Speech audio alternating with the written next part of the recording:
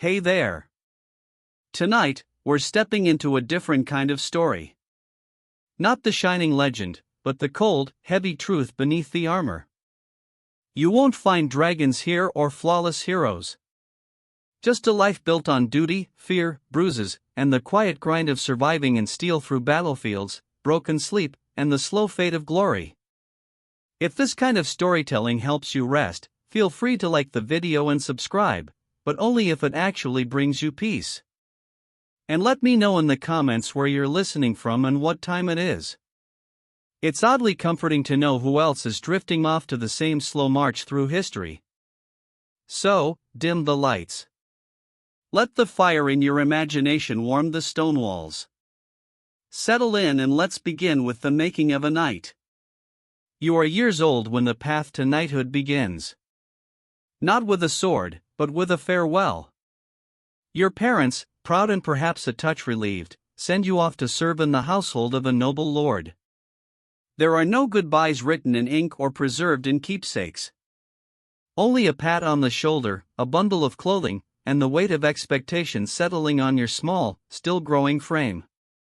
No one asks if you are ready. In truth, readiness is irrelevant. You are a page now. The castle looms above you. Stone towers stretching into a gray sky. Its silhouette promising both greatness and hardship. The gate cracks open. What lies beyond is not a world of honor and glory, but one of scrubbing, serving, and surviving. Chivalry will come later after years of fetching, carrying, and cleaning up after horses and noblemen with equally foul temperaments. Your duties are endless. From sunrise to well after dark, you run errands, sweep halls, deliver messages, and assist with meals. On especially lucky days, you're permitted to polish armor, which sounds glamorous until you realize it means scraping dried mud and horse dung from heavy iron boots. Your hands are blistered, your back aches, and the nights, they barely notice you. You are not yet one of them. You are the help. But even in these early days, training begins. Wooden swords are handed out like brooms, and bruises bloom across your arms as you spar with other boys who, like you, are eager to prove something. You're taught how to fall from a horse without breaking your neck. You fall often. Some days it feels like falling is the main lesson. No one praises you for bruising well, but they do scold you for weakness. You learn quickly. Pain is to be swallowed, not displayed. Discipline is everything. Speak only when spoken to. Bow deeper to those of higher rank. Never question a command, no matter how trivial or humiliating. Your mistakes are corrected with the back of a hand or a week scrubbing chamber pots. One boy forgets to remove his cap in the presence of the lady of the house. He spends 2 days on his knees in the chapel praying for humility. No one forgets again. If your family is wealthy, a tutor may be assigned to teach you reading, writing, and perhaps a bit of Latin. Though the Latin mostly seems useful for understanding church services and inscriptions on tombs. If not, you learn by imitation. You listen. You memorize prayers.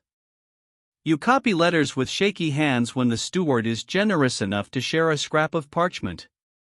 Literacy is a luxury. Muscle and obedience matter more. Still, you learn. You learn which fork to use, though most prefer fingers. You learn to stand still for hours during court feasts, balancing platters of steaming meat while nobles talk politics and complain about the wine.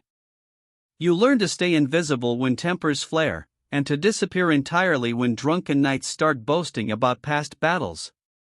Every moment is an education in survival. Mornings begin with Mass. The castle chapel is cold year-round and your breath fogs in the air as you kneel on stone floors and try not to fall asleep during the liturgy. Faith is not optional. It is as much a part of your training as sword play. You are taught to fear hellfire, to respect the church, and to confess regularly.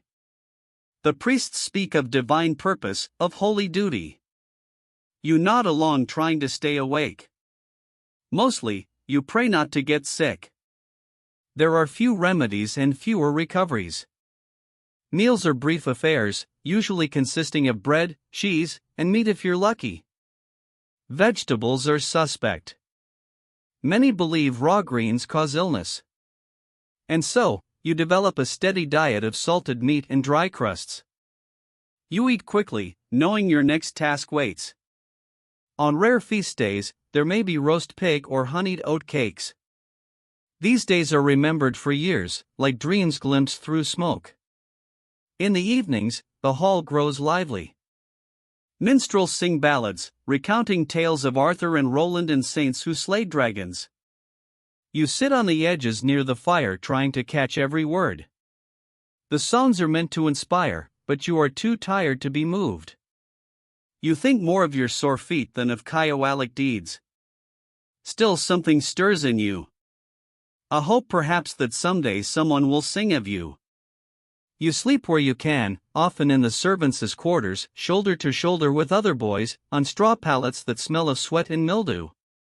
Some nights you are pulled from sleep to help with late arrivals or unexpected guests. You learn to rise without complaint, to work through exhaustion, to never let your eyes betray fatigue. A night must be ready at any hour. The training starts here. You are not alone. Other pages suffer with you. You form silent friendships built on shared glances and muttered complaints. Together you learn the rhythms of castle life. You learn which nights are cruel and which will look the other way when you steal a second helping of stew. You learn who to trust, who to fear, and which corners of the castle offer a moment's peace. There are moments of levity, a jest from the cook, a clumsy knight tripping over a dog, a stolen apple. You cling to these moments. They remind you that life exists beyond duty. That laughter still has a place even here. Occasionally, you catch a glimpse of the world beyond the walls. Merchants arriving with silks and spices, a troupe of performers, or a noble woman riding past with her retinue. These sights feel foreign, like stories glimpsed through fog. You're not part of that world yet, but maybe one day. At times, doubt creeps in. The stories of glory feel distant, the reality far more grinding. You wonder if all of this, the aching limbs, the scoldings, the hunger, is truly the path to honor. But every so often you see a knight ride out in gleaming armor, pennant flying, and your chest tightens with thought someday that could be you. Your lessons in humility do not stop with bruises and hunger. There are also ceremonies to attend, even though you're barely more than background noise in them. You observe as nobles gather, dressed in fine fabrics you're not allowed to touch, much less wear. You're reminded by their glances and sometimes their words that your position is somewhere between useful and invisible. When dignitaries visit, the castle becomes a theater. You help prepare guest rooms, polish silver, and sweep the same corridors 3 times over. If anything is out of place, the pages are blamed. And if something goes wrong, say a dog bites a visiting bishop's leg. Well, let's just say it helps to know how to avoid being seen. You quickly master the art of looking busy while being nowhere near the problem. On festival days, there is music, dancing, and too much wine. At least for the adults. You're allowed to watch from the corners, soaking in the sounds and sights while pretending not to be watching too intently. Occasionally, someone slips you a sweetmeat or a bit of cake, and for a moment, the burdens of your position feel lighter. But these small kindnesses do not erase the reality. Your place is to serve, observe, and remember. Some pages find escape in books if they can read. The old steward's chamber holds a handful of illuminated manuscripts, heavy, bound in leather, and guarded as fiercely as the Lord's own armory. On lucky evenings, you're allowed to sit beside a fire and listen as an older scribe reads aloud tales of Roman generals or saints who endured unspeakable trials. These stories feed the mind while your body heals from the day's chores. There are warnings, too, spoken in hushed tones or muttered by older servants. They tell you of pages who failed to advance. Boys who cracked under pressure or were sent home in disgrace. Sometimes they vanish without explanation. Sometimes you overhear things you were never meant to hear. You quickly learn when to speak, when to nod, and when to keep your head down. The castle is your crucible, and every hour spent within its walls forges you into something harder, leaner, more capable. Not a knight, not yet, but no longer a child. You are a creature in transition, battered, disciplined, and quietly determined. So when you lie awake at night staring at the wooden beams above your straw-filled mattress, you think not just of what you've endured, but of what lies ahead. The next phase, the next challenge, the next step on the path that will one day, if the gods, your lord, and your body all permit, make you a knight. But for now, you are a page, and that is enough. At the age of, the apron strings of pagehood are ceremoniously snipped, though not with any kindness or softness. You are no longer a page, you are now a squire. And while this new title may sound like a promotion, it comes with considerably fewer sweetmeats and far more bruises. You have graduated from polishing floors to polishing armor, from fetching goblets to fetching the man who might be dying in one. Your new role is personal, intimate even. You are assigned to a knight, and you're expected to serve him as faithfully as a shadow.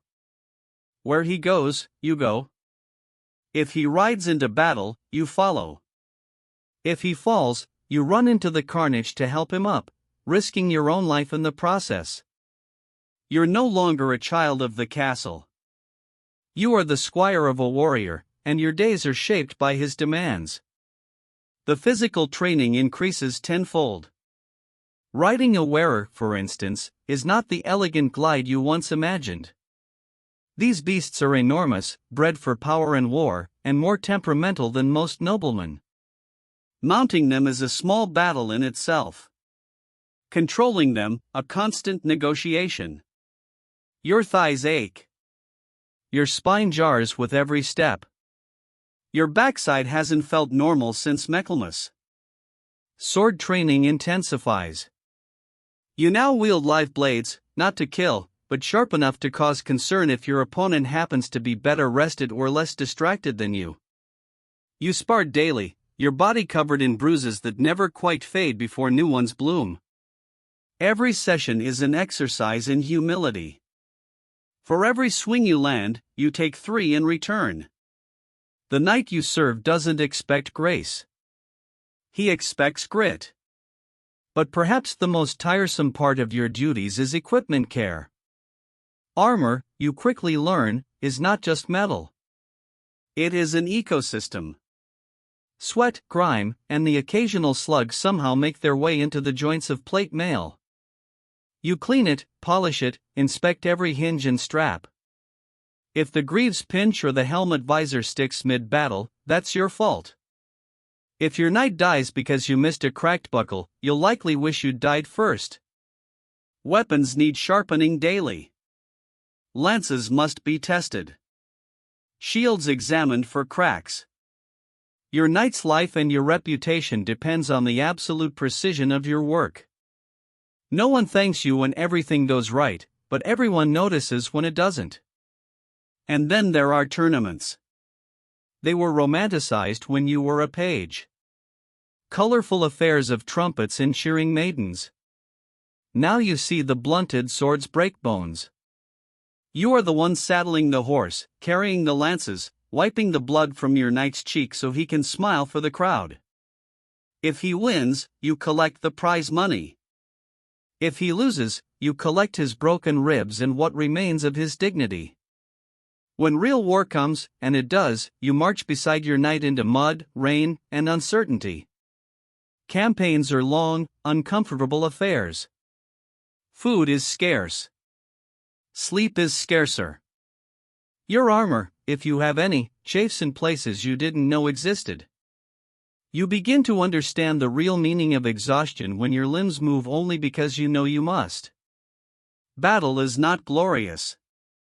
It is a cacophony of screams, metal, and orders lost in the wind. The clash of bodies, the stench of blood and sweat, the sudden silence of a dying man. These become your education. You learn to distinguish between fear that sharpens you and fear that paralyzes. You pray the former shows up more often. You're not there to fight. Not yet. But that does not mean you are safe. When your knight is unhoored, it is your job to reach him, lift him, pull him out of danger. Imagine dragging a man in full armor, each piece weighing more than a holiday roast, across a muddy field while arrows fall like rain. It is not heroic. It is backbreaking, and the reward is usually just the chance to do it again tomorrow. When your knight is injured, you tend to his wounds. If he is captured, you're expected to negotiate or deliver messages to secure his release. Sometimes this means dealing with men who would rather see him rot. You learn diplomacy not from tutors but from necessity. Your words must be careful, your posture humble, your tone respectful. Even your silence becomes a tool. There are moments, rare but real, when you feel proud. When you lead your knight's horse into a camp and heads turn to look, when he nods at you after a battle, bloodied but alive. These moments are fleeting, like sunlight through arrow slits. But they matter. They keep you going. Back at the castle, your duties continue. You train younger pages, passing on the same hard lessons you once learned. You serve at banquets, help organize hunts, and remain at your knight's side whenever guests of importance arrive. Your sword is worn, your boots are cracked, and you move like a man twice your age. But you are no longer a servant. You are being watched, evaluated, measured. The priests still expect your prayers. Your lord still expects your loyalty. Your body expects rest, which it rarely receives. But there is no turning back. The only way forward is through. You begin to think about your own coat of arms. What colors? What symbols? You dream about the moment of dubbing. The sword tapping your shoulders the moment you rise not as a squire but as a knight. It feels impossibly far. It feels inevitable. It feels both. Then there are the hard days. The days when you bury a fellow squire trampled beneath a warhorse or run through by a lance that didn't look blunted enough. No one sings songs for squires. No one writes poems for the boys who almost made it. You learn to carry grief without showing it. You learn to keep working even as the ground shifts beneath you. If you are lucky, your knight teaches you more than battle. He teaches you how to think, how to judge a man's character, how to read a battlefield, how to lead. If he is wise, he teaches you when to speak and when to hold your tongue, how to pick your battles, and how to lose with grace. These are not things armor can protect you from, but they are just as vital. Winter brings new challenges.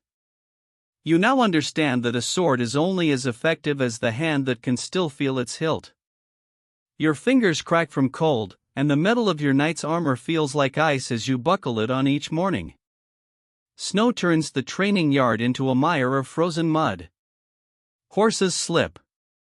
So do you. You do not complain. The weather like war does not care how you feel. There is talk among the older squires. Talk of glory, of rebellion in the east, of a king's summons. You listen, absorb, calculate. You've seen enough to know that glory often looks like a grave. Still, you would ride out tomorrow if called. The waiting is often worse than the war. You write your first letter.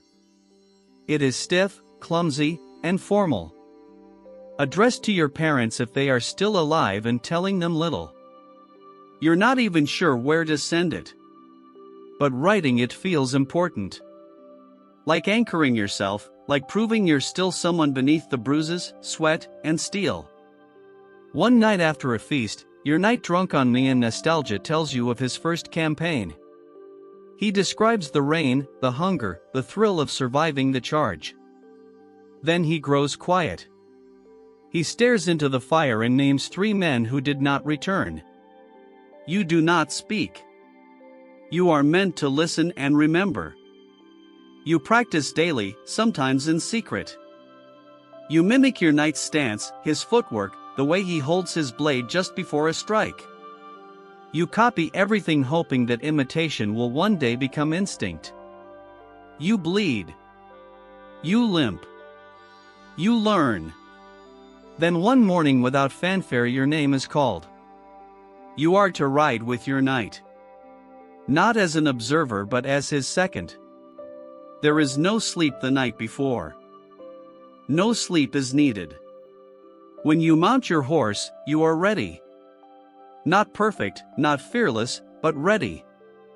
Your story is still being written, but already it is etched into the cold iron of swords, the dust of roads, the calluses on your hands. You are no longer a boy, not quite a man, but closer now. You are a squire, and you are becoming. You're years old, or near enough. Some squires are Ned younger, some older. But the number doesn't matter half so much as the fact that someone in authority has finally decided you're ready. Ready to kneel, ready to swear, ready in theory to kill and die with a little more official ceremony attached. There's no sudden transformation. You don't wake up with a deeper voice or a firmer jawline. You're still sore from yesterday's training, still have mud on your boots and a scar across your shoulder that won't quite heal. But this is the moment your entire youth has crawled toward your body bruised, your pride battered, your hands hardened by years of polishing, sharpening, carrying, and serving. It has all led here to the day of your knighthood. It begins with solitude. You're given a chamber, small and cold, in which to pray, reflect, and fast through the night. There's nothing glamorous about it, just stone walls, a single candle, and a chapel-supplied blanket that somehow manages to be both thin and scratchy. You kneel on the floor, bones aching, stomach growling, and try not to think about the warmth of the kitchens or the scent of roasting pork wafting from below. This vigil is meant to purify the soul, to prepare you to accept the sacred duties of a knight. You're expected to meditate on the responsibilities ahead. Defending the weak, serving your Lord, upholding the church. In practice, you spend as much time wondering whether anyone would notice if you had a sip of water or sat down for 5 blessed minutes. You're not alone in your discomfort. Dozens of squires have kept this vigil before you, some trembling with anticipation. Others feigning serenity. You wonder which you are. You try to remember all the prayers, the creeds, the proper posture. You try not to think about the rumors of squires vomiting from nerves during the ceremony or passing out mid-kneel. That would be unfortunate, memorable, but unfortunate. Come dawn, you are escorted to the main hall. It is transformed for the occasion. Banners hang. Candles flicker. Nobles, knights, and priests gather in ceremonial dress, whispering politely behind gloved hands. A hush falls as you enter. Your name is announced. You kneel. Your lord, or perhaps the king, depending on your station, approaches. He carries a sword, a symbol of service and power. It may not be his own blade.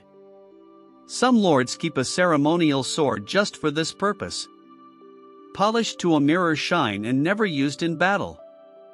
You try not to look too closely. You try not to shake. The sword taps your shoulders left then right. The dubbing. In some traditions, you're also given a symbolic slap, a reminder of the physical and moral pain you must now endure without complaint. It's less of a blow and more of a firm pat, but the message is clear. A knight's duty is not to comfort, but to sacrifice. Then comes the oath. You speak solemnly, pledging loyalty to your leg, to God, and to the ideals of chivalry. You promise to defend the weak, to protect women, to speak truth, and to fight with honor. You repeat the words with as much gravity as you can muster. Though you silently wonder how many knights still live by them, with the oath complete, you rise, not as a boy, not as a servant, but as a knight. The change is subtle, internal, and yet profound. People who barely glanced at you yesterday now nod in solemn approval. Your peers clap your shoulder. Your lord offers a tight-lipped smile which by noble standards might as well be a standing ovation. There may be a feast afterward depending on the wealth of your lord or the mood of the court. If so, you sit a little higher at the table, drink from a finer cup, and receive congratulations from nobles you once served wine to. Some squires are net on battlefields, their ceremony improvised amidst carnage. Others receive the full pageantry. Either way, the weight of the title settles on your shoulders, heavy as chain mail. Knighthood, as it turns out, is not a destination, but a doorway. The world does not slow down for you to enjoy your new status. Your duties expand immediately. You're now expected to lead men, not follow them, to make decisions, not simply obey, to ride at the front, not the rear. The same sword that dubbed you a knight is now yours to wield, and no one will double-check your choices anymore. If you err, it will be public and it will be costly. You're also now accountable in new ways. A knight's word is binding. Your signature carries weight. Your absence at court is noted.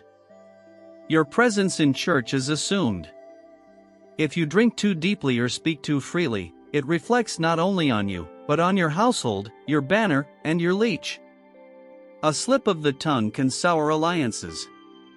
A drunken scuffle can undo months of diplomacy. In short, your margin for error shrinks dramatically the moment your shoulder is tapped with a sword. Your responsibilities extend beyond battle. If your lord grants you land, you are expected to manage it wisely. That means collecting taxes, settling disputes among peasants, maintaining roads, and ensuring the harvest is strong. Knights are often imagined as warriors alone, but in truth they are administrators, enforcers, and landlords. Your sword may rest in its scabbard for months at a time, but your seal is pressed into wax almost daily. You also now have your own squire. The irony is not lost on you. He is young, uncertain, eager to please. You teach him to polish your armor just so, to saddle your horse without bruising its hunches, to pour wine without spilling. You correct him gently at first, then more firmly. He reminds you of yourself. It is humbling and slightly amusing to see how far you've come and how far you still have to go. There is also the matter of your coat of arms. If you haven't had one before, it must now be chosen. Colors, symbols, family mottos, they all matter. They identify you on the field of battle and in court. They speak before you do. A red lion rampant on a field of gold says something very different than a black cross on a white band. Choose wisely or pay a herald to help. Your new armor is fitted to your frame, assuming your lord is generous or your family still has coin to spare. Full plate is expensive and every piece must be custom made. Greaves for your legs, gauntlets for your hands, a cuirass for your chest. You stand still as the blacksmiths measure and clink, their fingers leaving soot on your skin. The weight is impressive. Walking in it feels like learning to move all over again, but you feel safe inside it, too. As if metal might guard not only your body but your name. You take your first formal ride through the village, not as a servant trailing behind a retinue, but at its head. Children run to the roadside. Old men bow stiffly. A woman tosses you a flower. You try not to look too pleased. The peasants don't cheer exactly, but they do stare. And in the medieval world, attention is a kind of applause. That night, in the solitude of your chamber, you remove each piece of armor slowly, methodically. You place your sword with care. You stare at your reflection in the polished plate and try to see what others saw today. A knight, a protector, a leader. You do not quite believe it yet, but you will. Not everything changes overnight. You still train each day. You still wake early and pray. You still limp after a long ride and wheeze when a blade catches your elbow. But your name is called with more weight now. You are consulted, not commanded.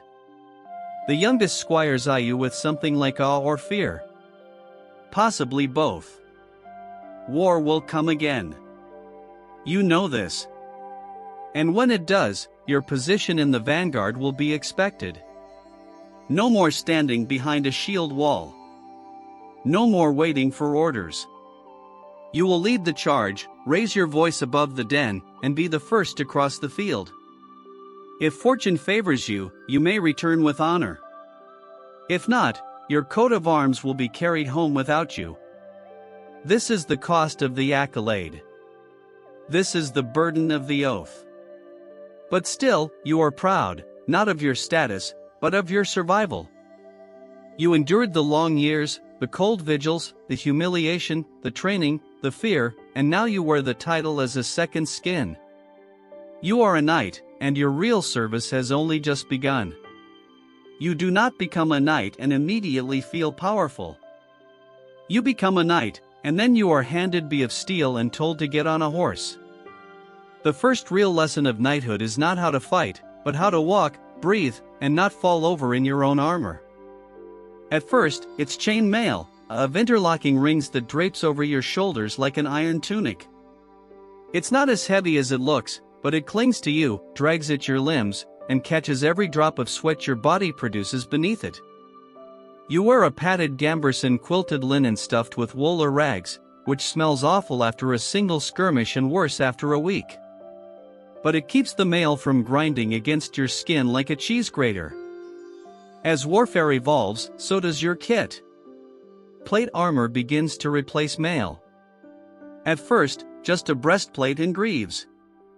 Then pauldrons for your shoulders, van braces for your forearms, sabatons to encase your feet, articulated joints, riveted segments.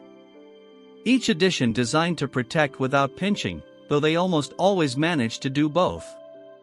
Eventually, you are sheathed in metal from crown to toe, and it's less like wearing clothes and more like being folded into a walking bell. The helmet is the worst. It muffles your hearing, narrows your vision, and steams up with your own breath. In battle, it protects your skull.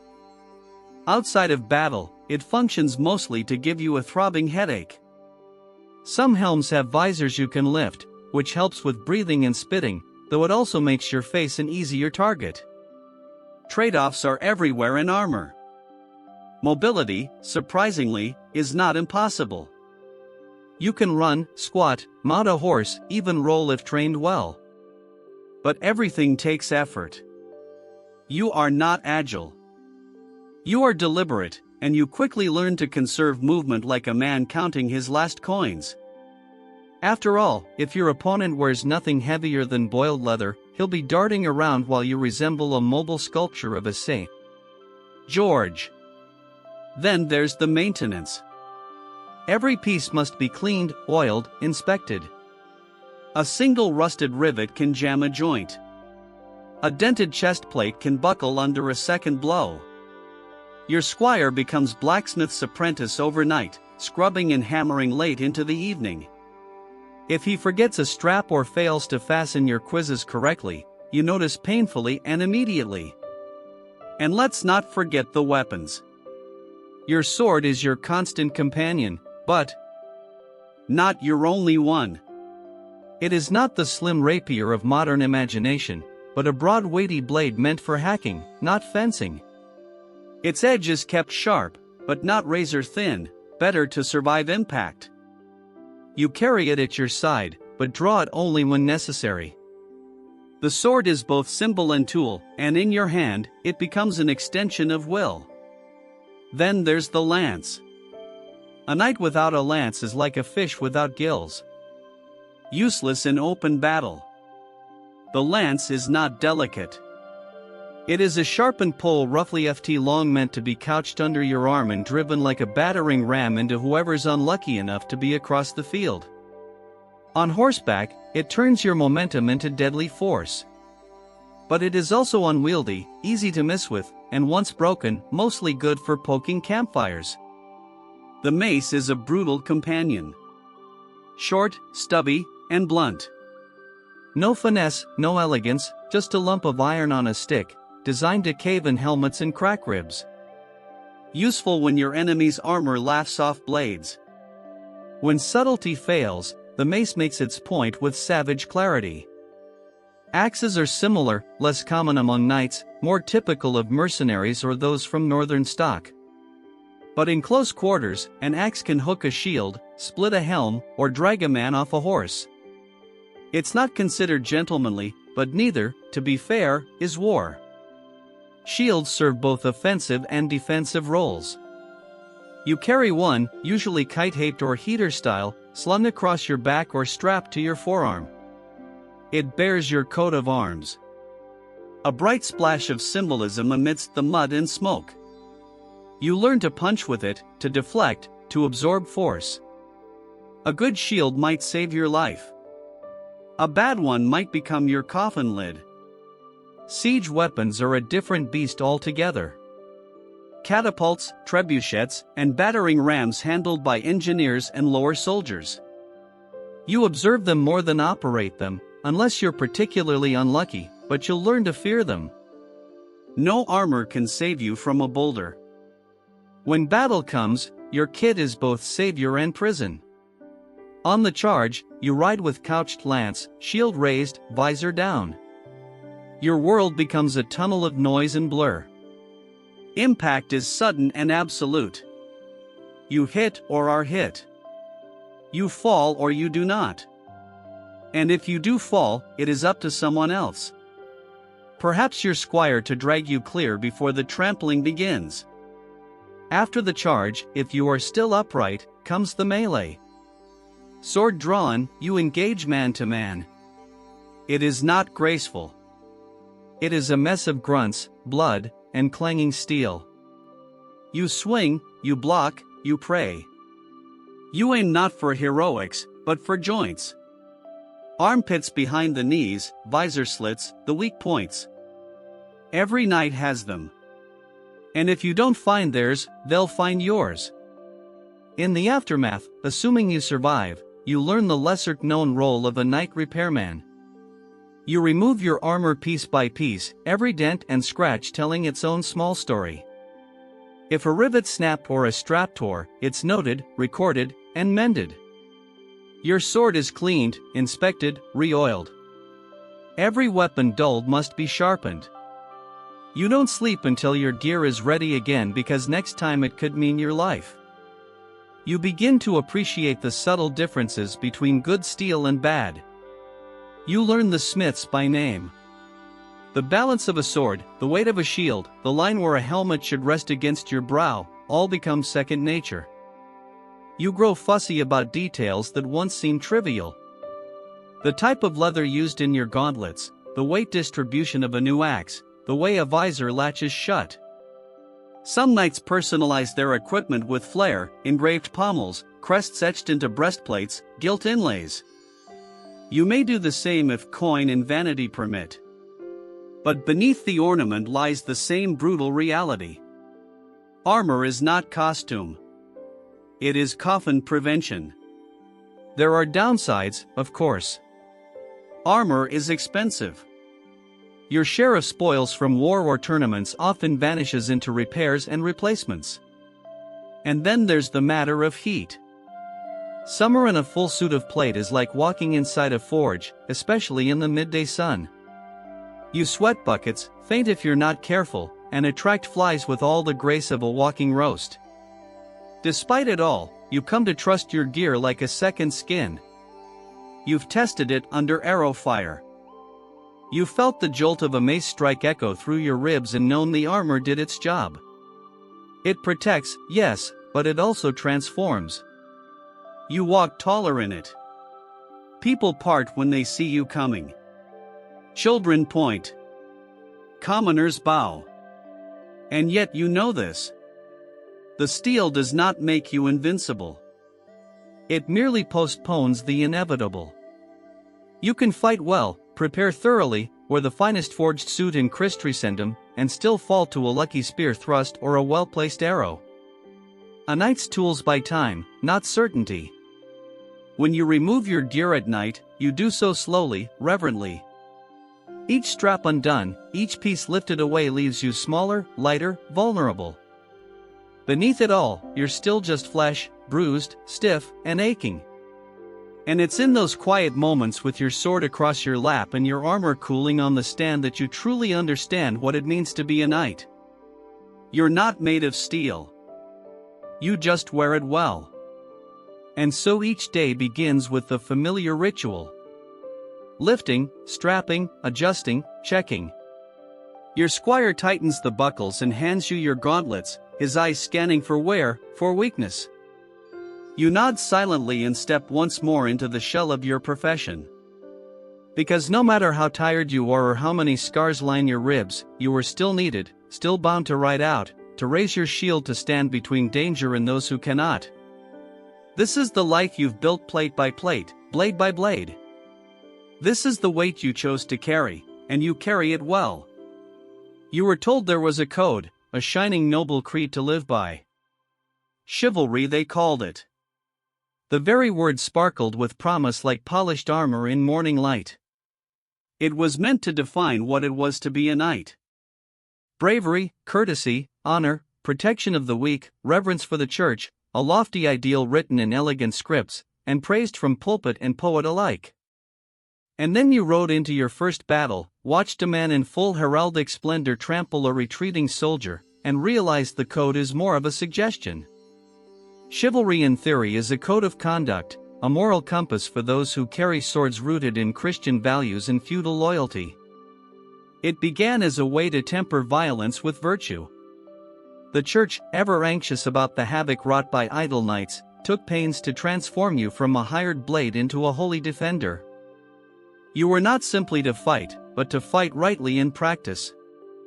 However, chivalry is like a tapestry, grand at a distance, but fraying up close. The official tenets vary depending on which chronicler or cleric you ask, but some themes remain constant. Protect the innocent, defend the church, serve your lord loyally, show mercy to foes who yield, be honest, avoid unjust wars, and honor women, particularly those of noble birth. A fine list, admirable even, and also inconvenient. Because in the thick of battle, no one stops to recite their virtues. You swing, you survive. You follow orders, even if they involve torching a village suspected of disloyalty. You take prisoners, yes, but mostly because they're worth ransom. Mercy has a market value. As for honesty, it's encouraged. Unless deception serves your lord better, a knight may be honorable in the abstract, but becomes remarkably flexible when land or legacy is at stake. Many a lie has been wrapped in noble language and delivered from horseback with great conviction. Protecting the weak sounds lovely in songs, but in the field the weak are often collateral. If your lord requires a peasant uprising crushed, you ride. If a convoy of commoners stands between you and the enemy's grain supply, you don't go around, you go through. The poor admire knights from afar, because they're rarely better off when one rides by. Then there is the matter of women. The songs speak of courtly love, of gallant men pining in poetic torment for unreachable noble ladies. In truth, your relationship with women is defined more by property law than poetry. Marriage is political. Romance, when it exists, is fleeting, and the protection you offer depends heavily on class. A noble woman might be revered. A washerwoman less so. That's not to say knights are uniformly dishonorable. Many strive to live by the code. They pray. They tithe. They avoid unnecessary cruelty. But the world you inhabit rarely rewards restraint. A knight who hesitates to strike might not live to deliver mercy. A man who speaks the truth too plainly may find himself without land or head. Tournaments, oddly, are where chivalry shines brightest. In these stage spectacles, the rules are rigid, the honor real. You salute your opponent. You show restraint. You lose with grace. It's theater, yes, but it's theater where the actors believe in the script. And for a moment, the code becomes reality, if only briefly. There are manuals, actual written guides that lay out knightly conduct in Florida detail. One might advise you not to strike an opponent who has lost his helm.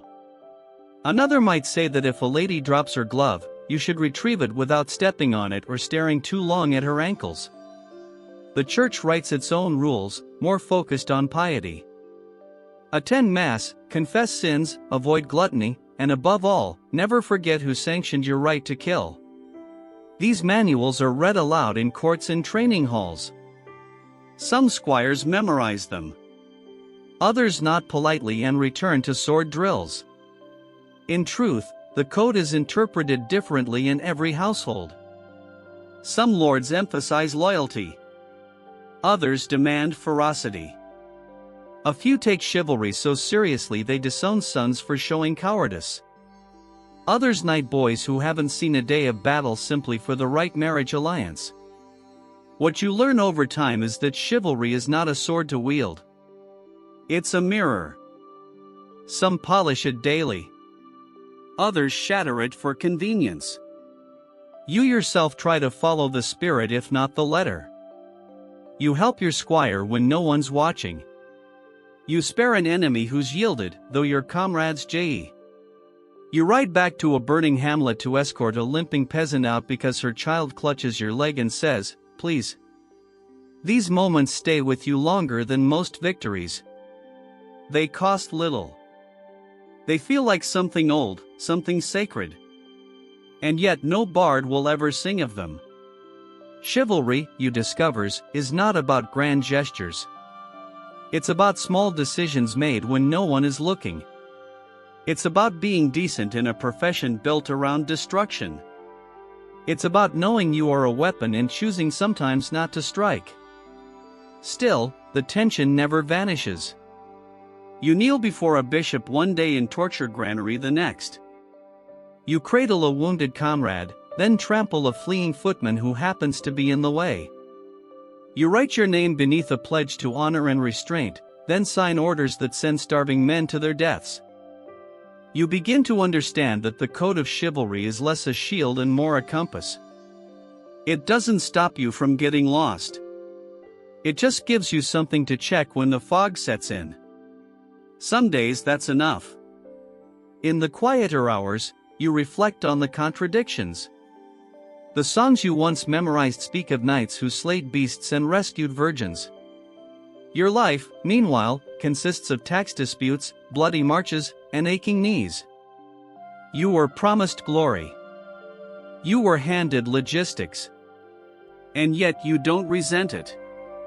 Not entirely, because sometimes the code helps you remember who you were supposed to be before the world got hold of you. You meet knights who abuse the code, who weaponize it. They quote scripture while pillaging. They preach honor and practice terror. You learn to recognize them by their polished crests and empty eyes. And you learn to step aside, or when given the rare chance, stand in their way. You are not perfect. You've broken the code. You've struck men who had surrendered. You've taken spoils that weren't yours. You've stayed silent when you should have spoken. But you remember the faces of those who tried. The knight who held a gate so a village could flee. The one who refused to burn a monastery even under threat of exile. The one who died kneeling not in surrender but in prayer. And so in your own way you keep trying. You carry the code not in scripture but in habit. You pick it up like your sword each morning, knowing it may slip from your grip by nightfall, but reaching for it anyway because without it you are merely a killer. And with it maybe, just maybe, you are something more. This is chivalry. Not what the minstrels sing, not what the priests preach, but what you try to practice in a world that gives you every reason not to. And so you ride, still bound to your oath. You defend your lord, fight his enemies, bury his dead. But you also feed your squire when the pantry runs low. You speak kindly to the old woman in the village who remembers when you were a boy. You return a dropped glove even when no one is watching. You are a knight and you remember the code not because it makes you stronger, but because it reminds you what strength is for. One day, years from now, a boy will ask you what it means to be chivalrous. You won't recite scripture or point to crests. You'll hand him your sword and tell him to hold it steady. And then you'll ask if he can carry it without ever letting it fall on the wrong soul. That, you'll say, is a good place to start, because in the end chivalry isn't about purity. It's about persistence, about falling short and rising again, and choosing, however quietly, not to become the very thing you were once sworn to fight. And with each choice, you draw your sword a little straighter. You've trained for years, carried swords before you ever swung one, watched men die before you were allowed to charge, and polished your own armor so often you can still smell the vinegar and oil in your sleep. But none of that truly prepares you for this. The moment the trumpet sounds, your horse shifts beneath you, and the ground ahead fills with the bodies and banners of your enemy. The battlefield is not a stage. It is not an arena of honor, or a chessboard of strategy. It is a pulsing, groaning thing, mud, blood, and metal wrapped into chaos. You can recite the names of old heroes, the codes of chivalry, the rules of engagement whispered by bishops in candle-lit chapels. Out here, none of them matter. Marching to war begins long before the fighting. You ride for days, weeks, even through rain, sleep, and sun. The air grows worse as the army swells. Body heat, dung, and rotting rations blending into something foul enough to turn even the sturdiest stomach. Feet blister. Tempers snap. Your companions shift from camaraderie to muttering in silence. Men begin to smell like their horses. You do, too. Camp life is brief and miserable. Tents flap in the wind like damp flags. Fires smoke more than they warm. You eat what's left. Salted meat, hard bread, dried peas. Sometimes you're lucky. More often you're not. Clean water is rare. And when it isn't, you worry what's floating in it. Armor is cold in the morning, blistering by noon. You sleep with your boots on and your sword within reach. And then one morning, you crest a ridge and see them. An army array across the field, their own banners snapping, their knights glinting in the rising sun. This is it. Your commander gives orders, shouted and relayed. Everyone nods. Few truly hear them. Your stomach tightens. You check your horse's girth strap. You say a prayer or pretend to. You wonder how many will die before the sun sets. Then it begins. The charge is not graceful. It is thunder. Hooves tear the ground.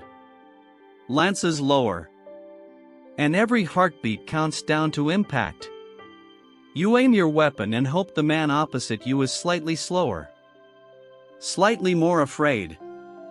The clash is bone-shaking. You might hit. You might miss. You might be hit. You might fall. And if you fall, you pray you can get up before the next wave tramples you. The noise is unrelenting. Screams, shouts, clanging steel, horses shrieking, men begging. There is no rhythm, only violence. You fight in flashes.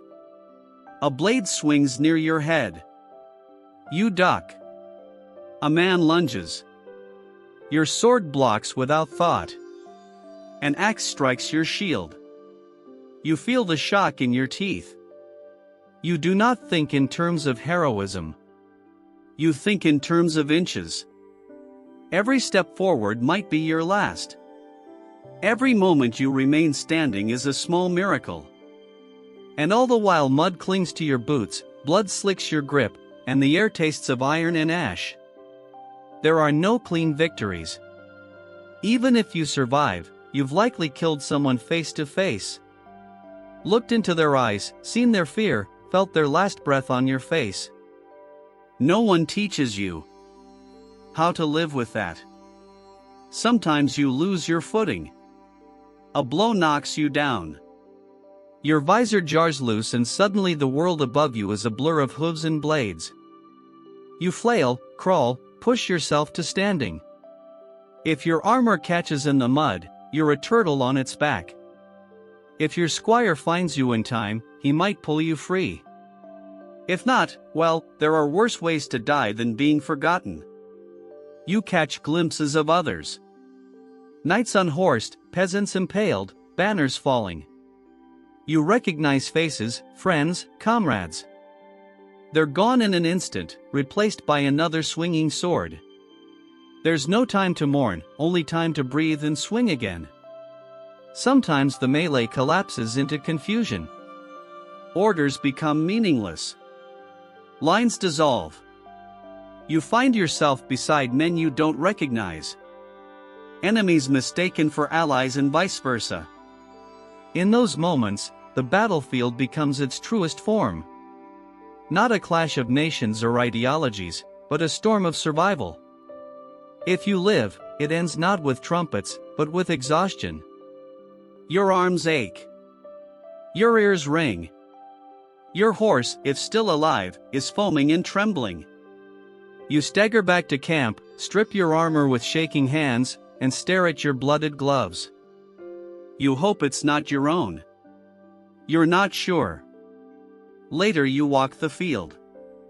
Crows already gather. Men groan where they lie, too wounded to move. You try to help, but there are too many.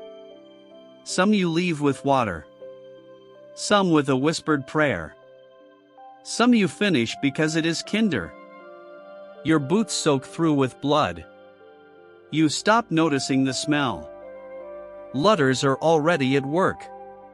Stripping the dead of rings, purses, boots, sometimes even teeth. It's dishonorable, yes, but also practical. War is expensive, and a fallen knight sword might pay for someone's winter grain. You turn your gaze elsewhere. You do not stop them. You find your comrades, those who made it, sit with them beside a dying fire, each of you silent. Some clean wounds, others just stare. No one boasts. No one drinks. You all know better. The ones who laugh after battle tend to cry when the fever sets in. There is no celebration. There is only tallying. How many were lost? How many banners captured? How many horses must be replaced? How many squires did not return? In the weeks that follow, the story is cleaned up. Minstrels compose ballads of noble charges and glorious stands. The Lord gives a speech. Priests declare a righteous victory. You are paraded through the streets on your return. Flowers are thrown. Children cheer. You wave, smile, nod, but you remember the smell of the field, the look in the eyes of the man you skewered, the cries of your friend as he bled out beside a broken shield. You do not forget this is the brutal battlefield. Not the battlefield of legend with shining armor and valiant jewels, but the real one, muddy, terrifying, loud, confusing. A place where honor is a luxury, mercy is rare, and survival is a skill. You're no longer simply a knight. You are a soldier, a veteran. And though you ride on, polish your armor, train your squire, part of you will always be there on that nameless field under that gray sky, sword slick with blood and breath fogging your visor. That part of you never truly leaves. You try not to talk about it. What really happened? When new squires ask, you give them lessons in form, in stance, in strategy. You do not describe the sounds. You do not mention the shaking hands. Not because you're ashamed, but because words cannot make sense of it, and because part of you is afraid they'd still want it. But you prepare them all the same. You train them to keep their shield up even when they're tired. To watch their footing, to check the straps on their greaves twice, not once. These small details save lives. You know, you've seen the cost when they're forgotten. Over time, your own scars fade. On the surface, at least beneath they remain, not as wounds, but as memory. You remember the weight of the fallen knight you dragged from a trampled ditch. You remember the breathless silence just before the charge. You remember the way the field looked afterwards. Still broken. Wrong. And still you ride because someone must, because the war never really ends. It only sleeps between battles. You do not seek glory anymore. You seek clarity. You seek survival. And you try in whatever way you can to make sure the men beside you come home. This is what it means to fight. Not for banners, not for poems, but for the man at your left and the one at your right. For the squire who still believes in songs. For the prayer you whisper even when you don't believe. You were shaped by steel but forged in the field. This is the brutal battlefield. And you have survived it. And in surviving, you have learned the cost of every inch of ground, measured not in paces, but in lives. You survive your first battle and then another. And though war never truly ends, it does go quiet. Armies disband, swords are sheathed, the banners come down. For a while, there is peace. But a night with no war is a weapon left idle. And idle weapons tend to rust. So you turn to the next best thing, the tournament. Not a brawl, not a massacre, though it might come close, but a staged battle dressed in heraldry, pomp, and profit. Where war is chaos, a tournament is choreography. Where battle makes legends, the tournament makes celebrities. It begins with an invitation. If your name carries any weight or your lord's coin carries enough, you're summoned to a list field near a bustling town where the banners fly as high as the entry fees. You arrive with your squire in tow, your armor shined to near blinding polish, your horse combed and plaited like a bride's hair. The grounds are prepared days in advance. Wooden stands rise from the grass. Merchants set up stalls selling meat pies and put tokens. Minstrels rehearse songs they hope to sell before the justs begin. Children run between tents shouting names of their favorite knights. Yours may even be among them if your last performance was sufficiently bloody. But make no mistake, this is no gentle pastime. A tournament is as dangerous as any battlefield, only better lit and more politely announced. There are two main events, the melee and the joust. The melee is a grand mock battle. Dozens of knights on foot or horseback charging each other across an open field. It is said to mimic real combat, though it rarely obeys real combat's rules. The goal is to disarm, unhorse, or bludgeon your opponents into submission, preferably without killing them. Not out of mercy, but because corpses don't pay ransoms. You enter the field with your team, shield enlaced with your arms, heart thudding behind your breastplate. Horns sound. The crowd roars. You lower your visor and plunge in. The fight is real enough. Blades are blunted, yes, but not harmless. Bones are broken. Teeth are lost. Pride always is on the line. You strike, you're struck. You fall, you rise. Somewhere in the den, your name is shouted, either in triumph or concern, sometimes both. The melee is over when only a few remain standing, or when the judges decide it's become too undignified. You leave the field limping, exhilarated, exhausted, or sometimes unconscious. If you perform well, your reputation grows. If you perform poorly, you pretend not to care while discreetly checking for bruises. Then comes the joust, the jewel of the tournament. One knight, one lance, one pass.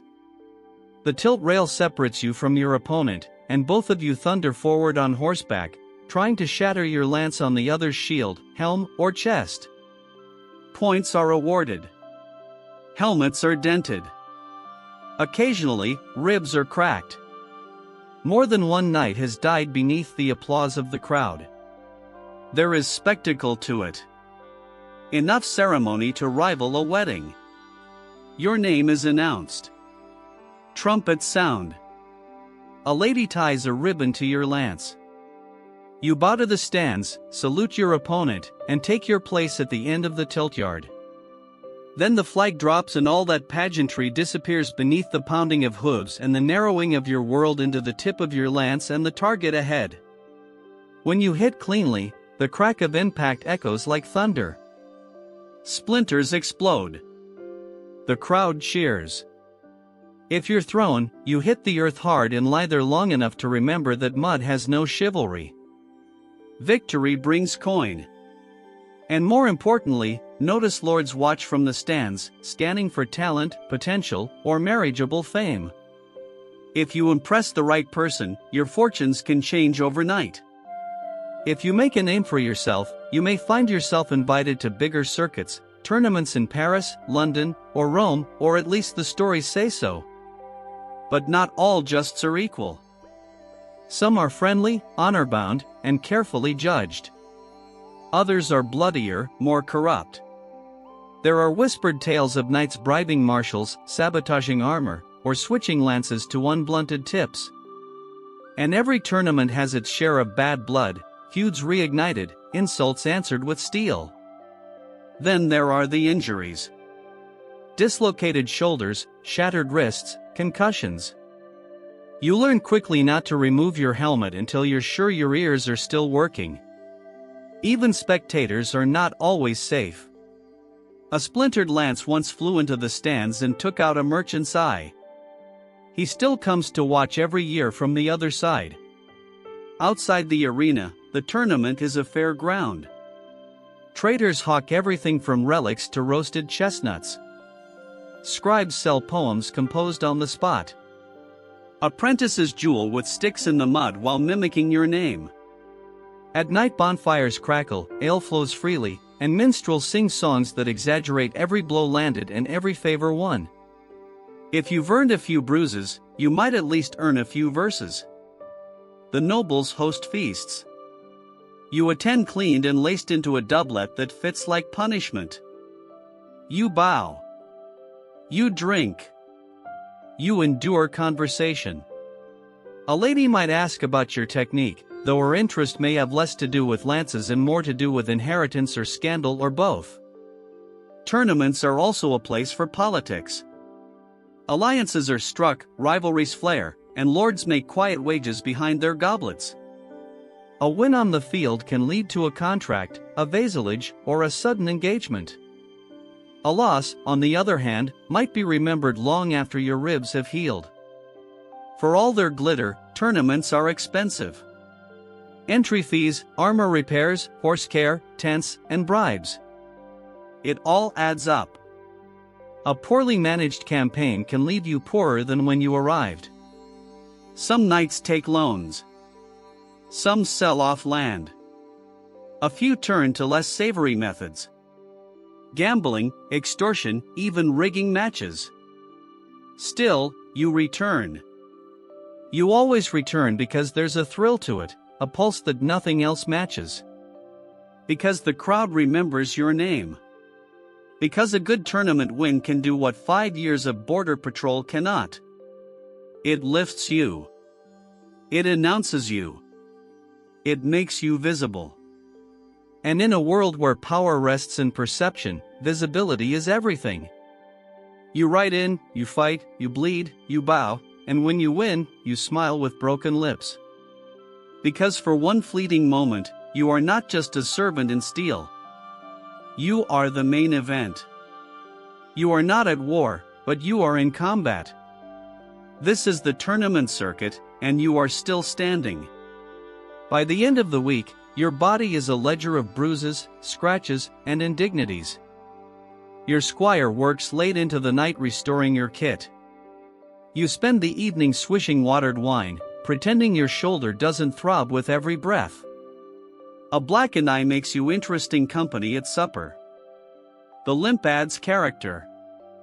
You don't speak of the fear. The heartbeat just before the lance drops. The instant you wonder if the next hit will be clean or final. You swallow it down. Tuck it beneath the layers of steel and swagger. Every night does. Fear is common. Admission is not. If the tournament was good to you, you leave with coin, a new favor tied to your saddle, and invitations for the next event. If not, you leave with empty hands and full regrets, already calculating how many tournaments it will take to rebuild what you spent chasing glory. The road away is quieter, less triumphant. A few companions ride with you. One coughs blood, another cradles a wrapped hand that may never hold a lance again. The squires chatter, still enchanted by the show. They do not yet understand the price of applause. And so, bruised but intact, you return to your estate or your garrison, where the real duties await. But for a week, you are more than a soldier. You are spectacle. You are legend. You'll do it again. Because while war may forge your reputation, tournaments let you write it in gold. And sometimes that is enough. Because in the eyes of the crowd, you are not just a knight. You are a name, a banner, a force in motion. And for a brief shining moment, everyone saw you shine. The trumpets fade. The tournaments end. The battlefield falls silent. And you return not to rest, but to something more complex. Responsibility, because you are not only a knight, you are also a lord's vassal, a landholder, an enforcer of law and order. And whether your thief is sprawling or small, it demands as much from you as any joust or skirmish ever did. Your estate, such as it is a patchwork of thatched roofs, grazing fields, and stubborn people. It was granted to you often in reward for service, and with it came a host of obligations, not to the land, but to those who work it. They do not know you as a wearer rider or a lance wielder. They know you as the man who demands grain in October, sends baits to settle quarrels, and sometimes rides through the village just to remind everyone who owns what. Your mornings begin not with sword drills, but with ledgers.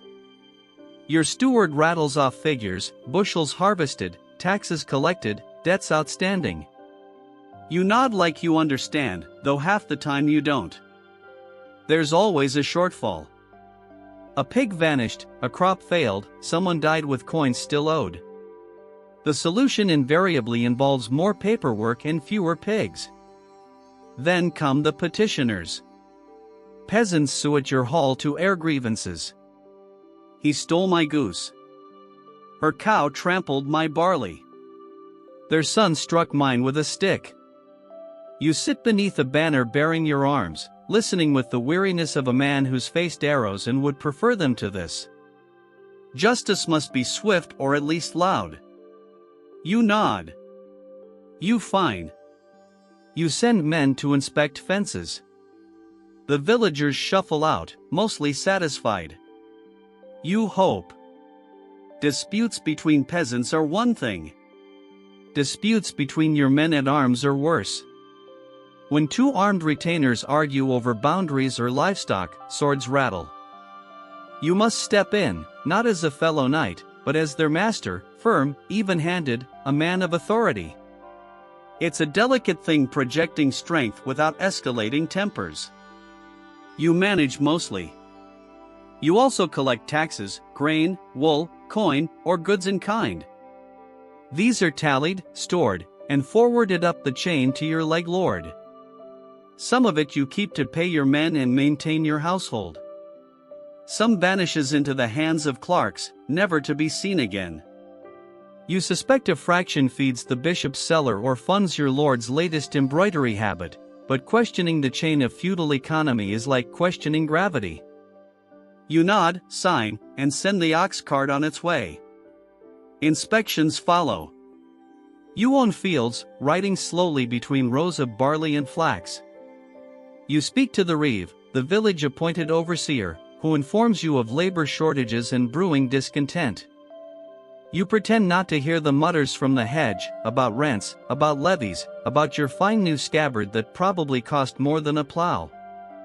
You smile, offer a nod, and ride on. Respect is maintained less by affection than by distance. Your hall must be stocked and guarded, your garrison drilled, your walls maintained, and your steward reminded that the grain cellar smells odd again. You oversee the blacksmith, the cooper, the baker.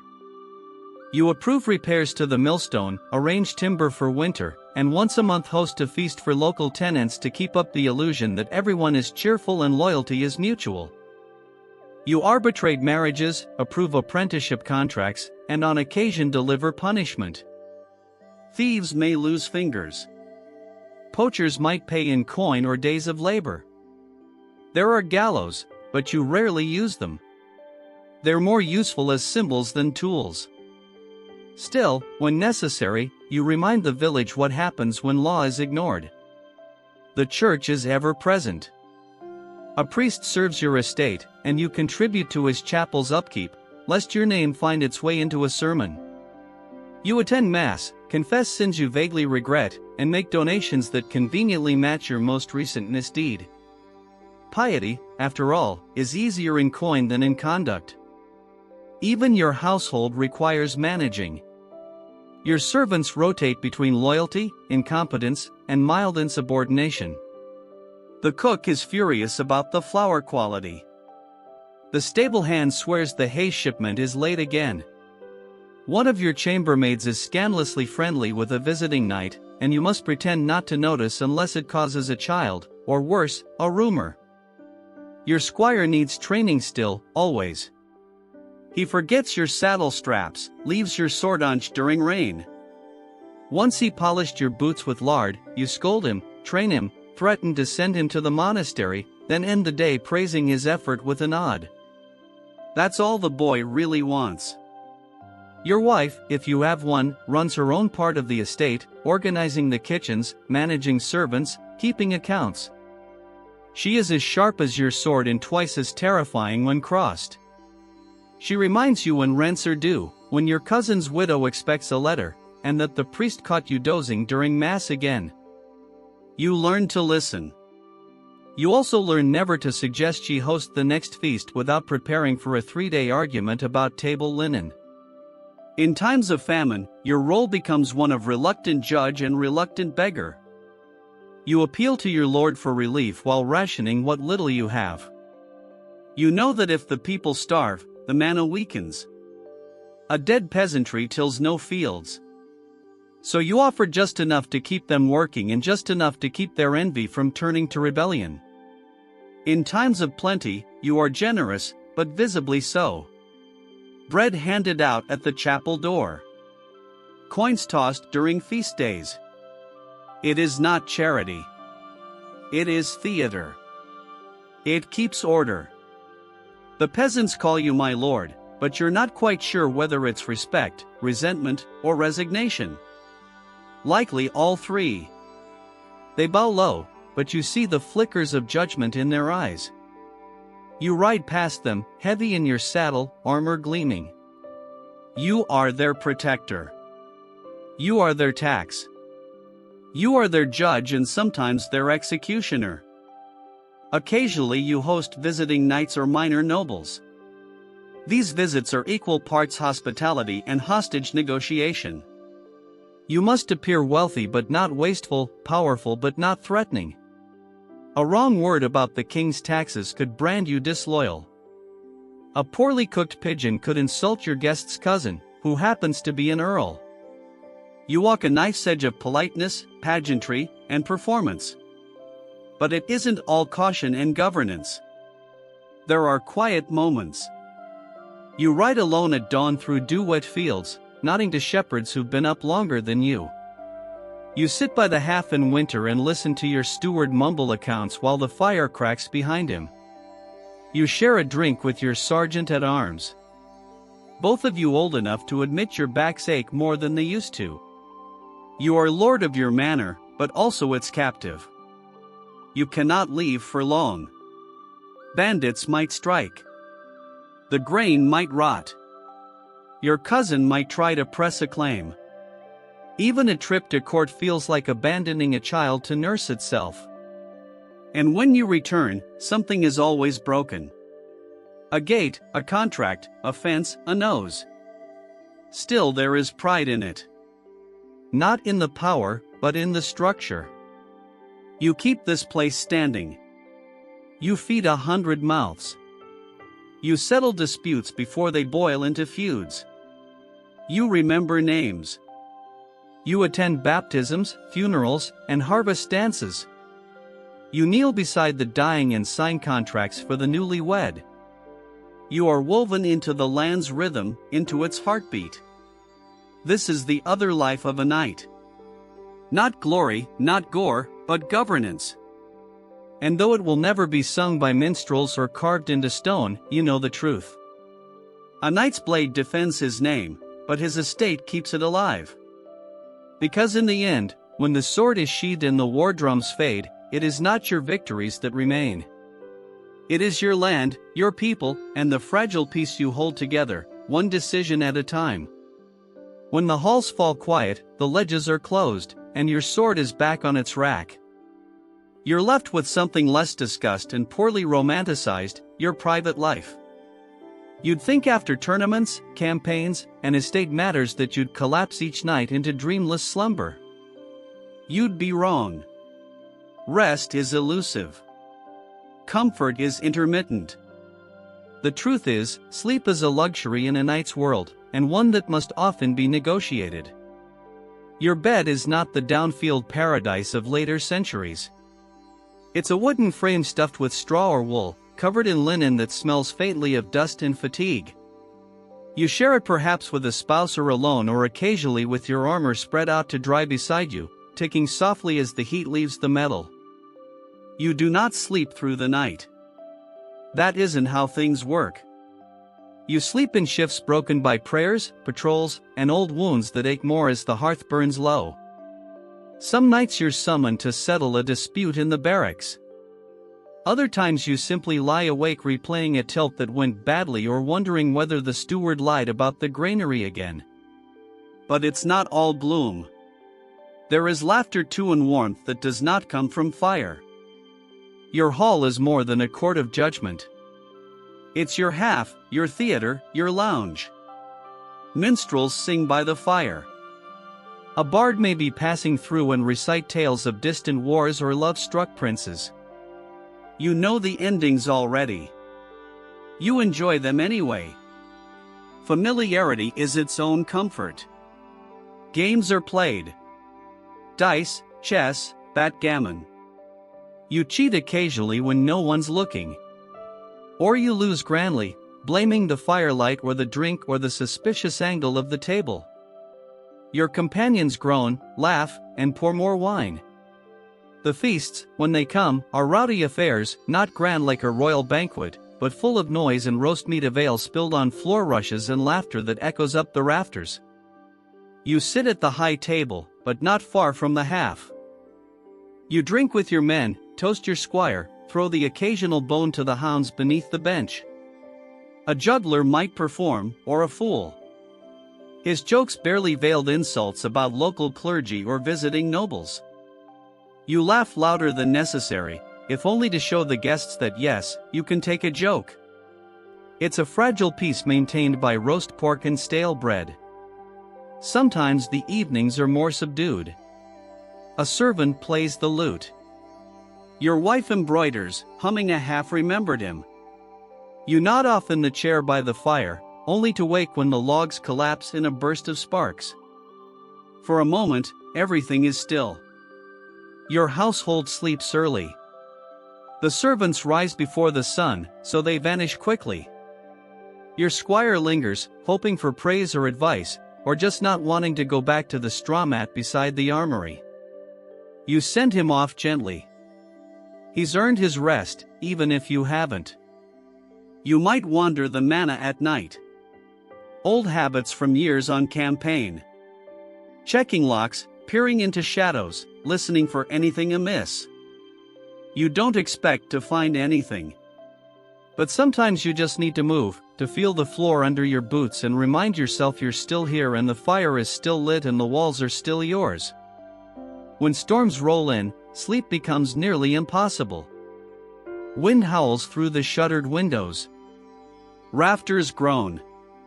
You recall nights in the field when the only shelter was a cloak and the back of a horse. You remind yourself this is better. You almost believe it. Private life also means private thoughts, and these are harder to manage than fields or squires. You wonder if the land is truly yours or just held until a richer man wants it. You think about the faces of the men you've killed. Some you remember, some you don't. You think about your father and whether he felt this same pull between duty and doubt. On better nights, you write or try to. You scratch letters on parchment, recording expenses or drafting stiff, formal notes to other landholders. Occasionally, you attempt poetry. It's terrible. But your steward pretends otherwise, and your wife hides the worst of it before guests can find it.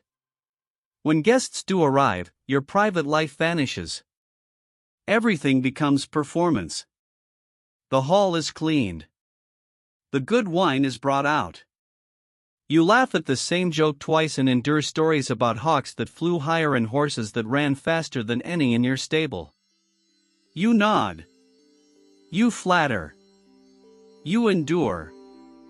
But when they leave, when the doors are shut and the boots have stopped echoing, you allow yourself the rarest indulgence of all, silence. You sit beside the fire. Cup cooling in your hand and let the hush stretch. No battles to plan, no taxes to collect, just the sound of wood crackling and your own breath in the dark. Your body is a map of scars. You know which shoulder clicks in the cold, which ribs ache when it rains, a broken finger from a tournament in Kent, a scar on your thigh from a skirmish near the border. These pains are familiar. You greet them like old comrades. You've learned not to complain. Everyone aches. The squire asks once if you ever sleep well. You smile. Tell him yes sometimes when the fire burns low and the dogs don't snore. It's a lie, of course, but it's the kind you tell kindly. And there are dreams, vivid, strange, persistent. Sometimes you're back in battle, reaching for a sword that isn't there. Sometimes you're walking the halls of your childhood home, except the walls are crumbling and no one speaks your name. Once you dreamed of flying above fields, rivers, and the manor itself. You woke up smiling for once. Not every moment is grand. Most are not. There is mud tracked into the hall, a loose floorboard that catches your boot, a spilled bucket, a burnt loaf, a cough in the night that makes you sit upright and listen until it passes. These are the details of living. These are what fill your time between swords and steel. On feast days, the private bleeds into the public. There is dancing of a sort.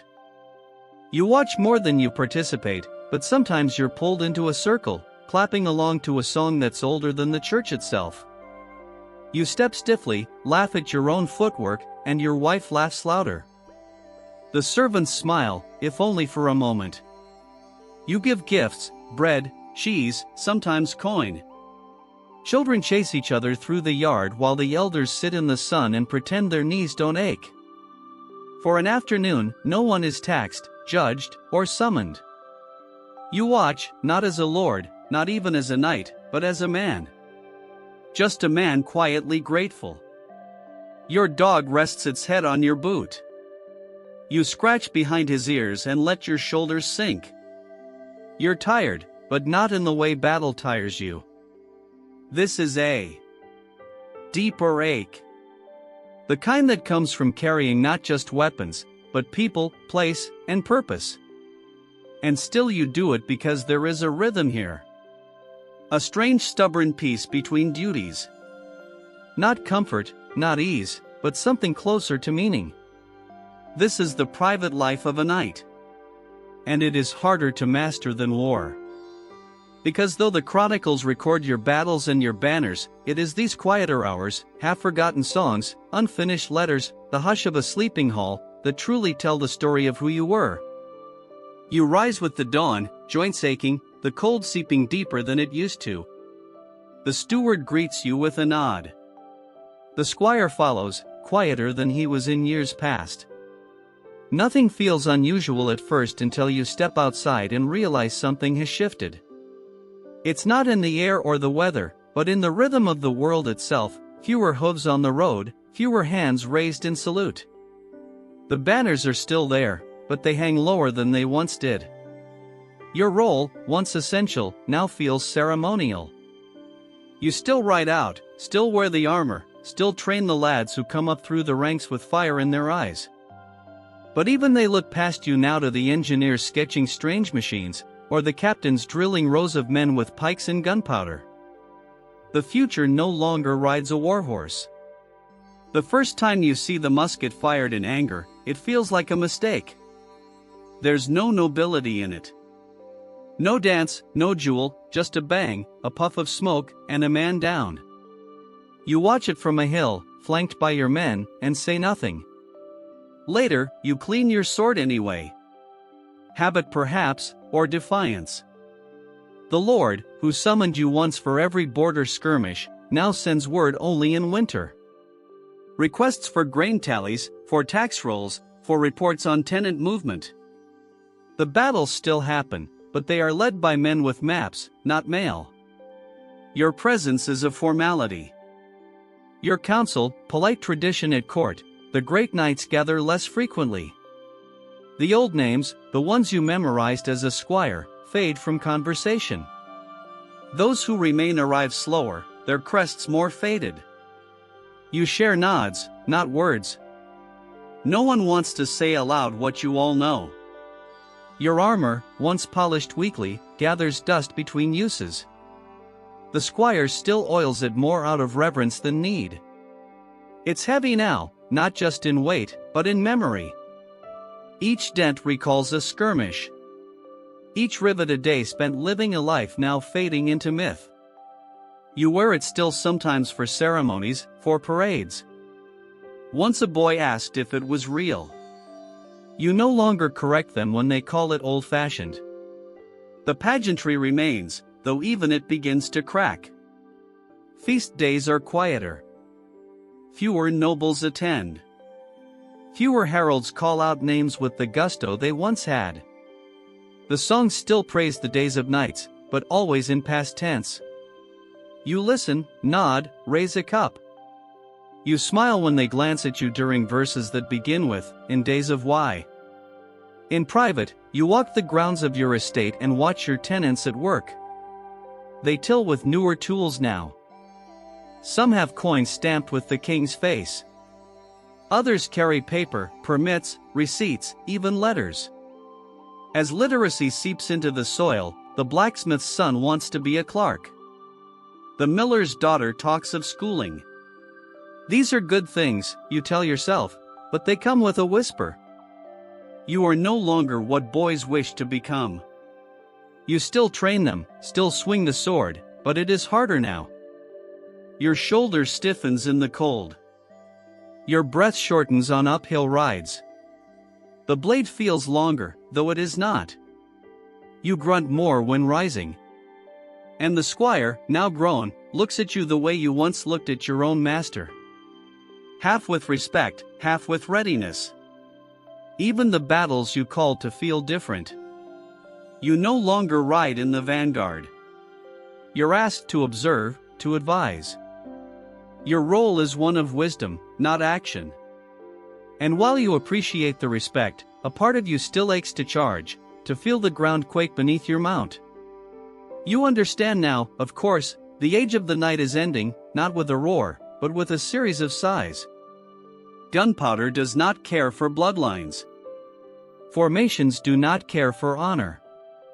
The knightly charge, once feared and revered, is now a target for cannon and musket shot. You've seen it. You've counted the bodies. You try not to resent it. After all, every age must end. The Romans once thought their roads would last forever. The old emperors believed their names would outlive stone. And now even the stones are reused for barns and chapels. Time grinds all legacies down into something more useful. Still there is grief. Quiet, persistent. You feel it when your sword no longer draws admiration but curiosity. When your banner is recognized not for its victories, but for how long it's flown. When your warhorse dies and the stable boy asks if you'll replace it with a mule. More practical, he says.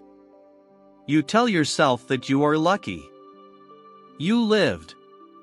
You saw the best and worst of your order.